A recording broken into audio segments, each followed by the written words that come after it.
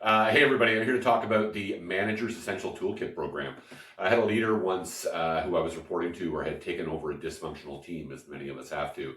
And in that team, there were 5 people, and 3 of those people were amazing, great to work with. 2 of them, don't know who hired those people. I'm talking to my manager about that, and he says, I think I can tell you what's going on with the 2 people. I said, what? He said, well, the thing is that whatever you are as a leader, that's not what they need. And I said, what are you talking about? He said, Dave, you have this impression that just being you is going to be enough to make everybody happy. And I can tell you right now, it's not. He's the person that introduced me to this tool called Setting Leader and Follower Expectations. One of the amazing tools that's in this program.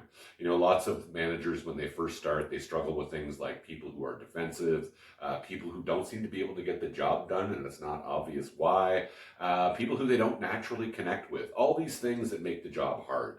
That's exactly why people want to come on the program, and that's exactly what we're going to help you to do, is figure out how to deal with those challenges in a way where they just don't get in the way of your success and the success of your team. Looking forward to having you come on the program. Register soon.